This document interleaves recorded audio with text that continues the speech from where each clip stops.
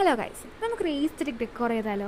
അതിന് paper straw, ഒരു frame അല്ലെങ്കിൽ കാർഡ്ബോർഡ് ആയാലും കുഴപ്പമില്ല കേട്ടോ. അടിപൊളിയായിരിക്കും കാർഡ്ബോർഡിൽ ചെയ്താലും. പക്ഷേ എനിക്കിങ്ങനെ ഒരു ഫ്രെയിം ഉള്ളത് കൊണ്ട് കേട്ടോ ഞാൻ ചെയ്തത്. ആദ്യം ഫ്രെയിമിലാണ് ചെയ്യുന്നതെങ്കിൽ ഗ്ലാസ് ഷീറ്റ് എടുത്ത് മാറ്റിയിട്ട് അതിനകത്തുള്ള കാർഡ്ബോർഡ് പീസിൽ ഈ ജൂട്ട് നമ്മൾ ചാക്കിൻ്റെ സംഭവമില്ലേ, അതായാലും കുഴപ്പമില്ല. എൻ്റെ അത് ഇല്ലായിരുന്നു, ഇതെന്തോ വാങ്ങിയ പേപ്പറാട്ടോ. ചെറുതായിട്ടൊന്ന് ക്രഷ് ചെയ്ത് അപ്പോൾ ടെക്സ്ചർ വരാൻ വേണ്ടിയിട്ടാട്ടോ ഒട്ടിച്ചു കൊടുക്കുക. എന്നിട്ട് നമ്മുടെ പേപ്പർ സ്ട്രോ ഇല്ലേ, ഞാനത് കോഫി സ്റ്റെയിൻ വെച്ച് ചെറുതായിട്ടൊന്ന് സ്റ്റെയിൻ ആക്കിയിട്ടുണ്ട്. നമ്മൾ ചെറുതായിട്ട് കട്ട് ചെയ്യുക. ഒരേ അളവിലല്ല, പല അളവിൽ, നീളം കൂടിയതും കുറഞ്ഞതും ഒക്കെ വേണം കേട്ടോ. എന്നാൽ ഒരുപാട് കുറയാനും പാടില്ല, ഒരുപാട് കൂടാനും പാടില്ല. നമ്മളിനകത്ത് കാണുന്നുണ്ട് അതേ കണക്ക് കട്ട് ചെയ്തെടുക്കുക. എന്നിട്ട് അത് നമ്മളിങ്ങനെ ഒട്ടിച്ചു കൊടുക്കുക. നിരനിരയായിട്ടില്ല, കുറച്ച് പൊക്കം കൂടിയതും കുറഞ്ഞതും ഒക്കെ ആയിട്ട് ഒട്ടിച്ചു കൊടുക്കുക. നമ്മുടെ ഫോട്ടോയിൽ നമ്മളെ വീഡിയോയിൽ കാണുന്ന കണക്ക്.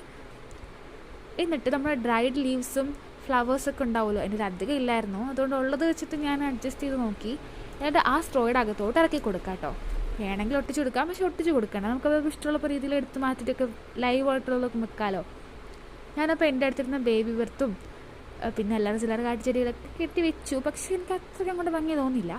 അപ്പം ഞാൻ ലൈവായിട്ടുള്ള അതിനെക്കുറിച്ച് കുറച്ചുകൂടെ കോൺട്രാസ്റ്റ് ആയിട്ട് നിൽക്കുന്ന ഒരു ഫ്ലവറും കൂടി എടുത്ത് വെച്ചപ്പോൾ നല്ല ഭംഗി. നിങ്ങൾ കണ്ടിട്ട് പറയാം കേട്ടോ, ഇത് ട്രൈ ചെയ്ത് നോക്കണേ. ഇത് പാടാണെങ്കിൽ നിങ്ങൾക്ക് കാർഡ്ബോർഡിൽ ചെയ്താൽ മതി കേട്ടോ, നല്ല എളുപ്പമാണ്. നിങ്ങൾ ട്രൈ ചെയ്ത് നോക്കിയിട്ട് പറയണം കേട്ടോ എങ്ങനെ ഉണ്ടെന്ന്.